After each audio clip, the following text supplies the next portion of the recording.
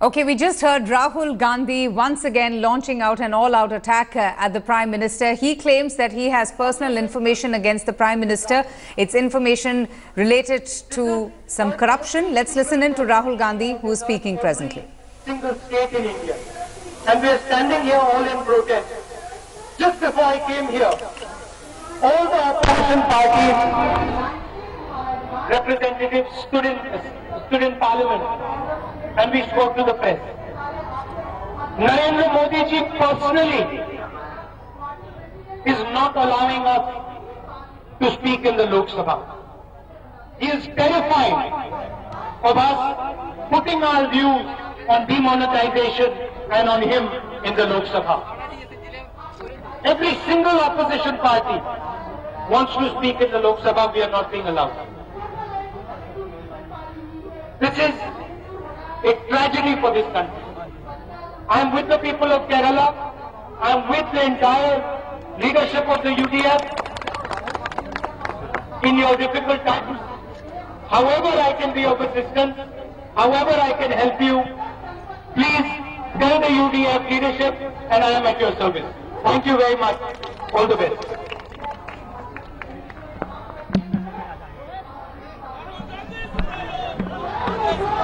Rahul Gandhi, the Congress Vice President, once again reiterating what he had said earlier on in that press conference, where he claims to have information on personal corruption of the Prime Minister.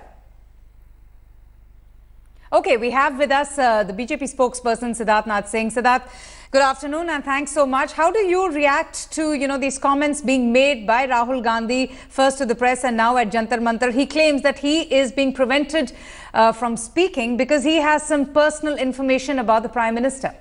Well, let not Rahul Gandhi sensationalize things. If he wants to speak in the parliament, nobody can stop him. It's his own opposition, own colleagues in the Congress and the opposition party members who have been stalling the parliament from day one.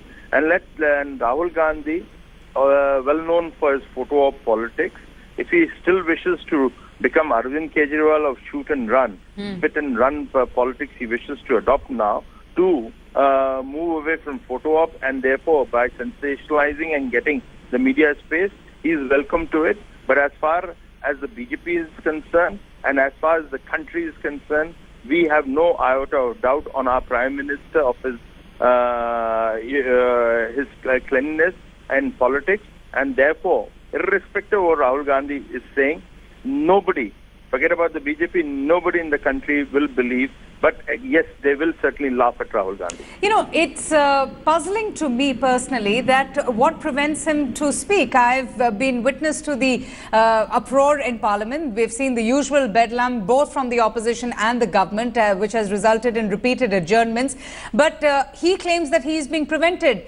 Why is he saying that? Who's stopping him to speak? I mean, I remember that when winter session had begun, it was Anand Sharma who had started speaking. In Lok Sabha, he could have taken, the initiative and could have made all these revelations that he's claiming to know about. All I can say is that demonetization has really struck them hard.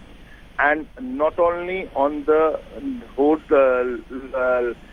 of money that they were keeping with them, extra money which they were keeping with them, but it has struck them hard on the very plank of corruption and black money, which Congress could never stand for. And therefore, they're being unnerved, they are rattled, and therefore they're coming up with such kind of allegations which are absolutely baseless and doesn't hold merit.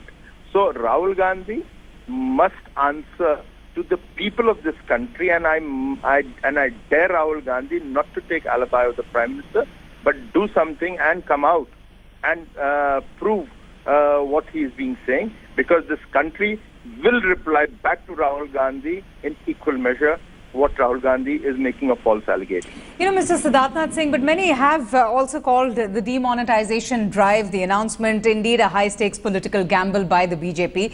The opposition, and a rare one, this newfound opposition unity that one is getting to see, has questioned the efficacy of it, especially in recent times when multiple raids have been conducted, where, huge amounts of new currency notes have also been recovered. Well, let's understand this, that if during the UPA 1, UPA 2, more than 12 lakh crores worth of scams took place. The government of the day, that is the Congress government, did not act or even catch somebody and refused to even acknowledge, and they said it's a zero loss theory they promoted. Now here is a government where they went with a step on black money by demonetization. Now merits and demerits can be debated separately, but the government saw that there are bank officers and RBI people who are involved in making this scheme ineffective and at the same time getting involved in corruption. The government of the day went into action within 24 hours, arrested more than 200 bank officials and the RBI officials, and have followed the law. So there is a difference. So we are committed to cleaning up the system. We are committed to go after the people. So those who are promoting that it is ineffective because people are still following corrupt practices, I think are living or leading the people of this country into a fool's paradise. The reality on the ground is people are supporting demonetization. The reality on the ground is people want this to be a success. The reality on the ground is... Well, they want it to be a success, sir, but they are also finding it extremely inconvenient at the same time. I mean, these are tough times. Well, we never said in the day on the day one that there'll be no inconvenience. True. We said from the day one, the Prime Minister himself said there's going to cause inconvenience, because when you are changing 15 lakh crores of 500,000 rupee notes and you want to bring it back into the system, it takes a while. There is an infrastructure. So people are supporting it. And let me be honest, I'm not in Delhi. I'm in the UP Parivartan Yatra, and I'm talking to you. I've been in the Bundelkhand area. The support, if somebody sees on the ground, will be shocked. And that is what is unnerving Samajwadi Party, BSP and the Congress. All right, Mr. Siddharth Singh, thank you so much for speaking to us. We also have a reaction from the Minister of State in the Prime Minister's office, Mr. Jitendra Singh. Let's listen in. Okay, now let's go straight across to India Today's executive editor, Javed Ansari. Javed, you know, the kind of repeated disruptions, the uproar, the rising tempers is only reflective of the growing hostility between the government and the opposition. I don't see any conciliatory gestures being made from the government or, you know, some sort of a rapprochement between either of them in the coming next 2 days. You're absolutely spot on, Avantika. We might as well bid goodbye to this winter session because it's highly unlikely. I'd be very pleasantly surprised if at all there's any business now transacted in the day and a half that's left. For all practical purposes, tomorrow is the only working day. Friday is private members' day after 1 o'clock. So there's very little chance of any business being transacted.